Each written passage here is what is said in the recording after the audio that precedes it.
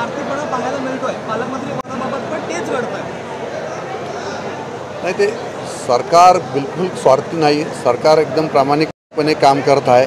स्वार्थी जे आहे ते आदित्य ठाकरे स्वतः स्वार्थी आहे, परिवार स्वार्थी आहे। त्यांनी आतापर्यंत सत्तेचा मलिंदा खाल्ला तो स्वतःसाठी त्या ठिकाणी मिळवला। रायगडकरांसाठी, रायगडच्या शिवसैनिकांसाठी कोणतंही काम त्यांनी त्या ठिकाणी भरीव त्या ठिकाणी मंत्री असताना सुद्धा केलं गेलेलं नाही। एकही काम आदित्य ठाकरेंनी केलेलं त्या ठिकाणी दाखवावं, की जे आदित्य ठाकरेंनी मंत्री असताना रायगडसाठी जे काही योगदान दिलं असेल ते त्यांनी दाखवावं। कोणतंही काम त्या ठिकाणी केलं नाही। ध्वजारोहणाची संधी आदित्य तटकरेला मिळाली, परत एकदा सुनील तटकरेंनी कुरघोडी करून शिवसेनेला शह दिला असं बोलता येईल? नाही, असं नाही आहे बिलकुल त्या ठिकाणी। मागच्या वेळेला सुद्धा 26 जानेवारीला सुद्धा आदित्य तटकरेंनीच त्या ठिकाणी ध्वजावंदन केलेलं होतं आणि पालकमंत्री म्हणून त्यांची घोषणा सुरुवातीला झालेली होती।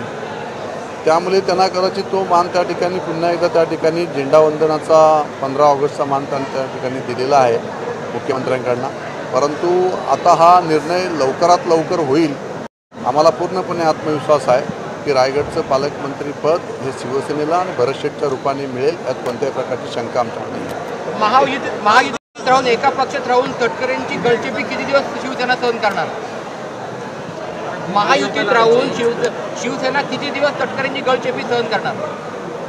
नाही, तटकरेंच्या गलचेपीला आम्ही भीक घालत नाही आहोत। आम्ही बाळासाहेबांच्या विचारांचे शिवसैनिक आहोत। आम्ही संघर्ष हा आमच्या 5वीला पुजलेला आहे। त्यामुळे आम्ही शिवसैनिक आहोत, रस्त्यावर उतरणारे आहोत आणि रस्त्यावर उतरून राजकारण करणार आहोत। राजकारण करत असताना समाजिक जपत असतो आम्ही।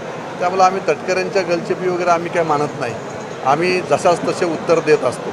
त्यामुळे तटकरे किती जरी सत्तेची पदं किती जरी मोठी त्यांनी भोगली तरी रायगडच्या जनतेच्या मनातील उंच पद त्यांना कधीच मिळू शकत नाही, कारण त्यांचं ते नेचरच नाही।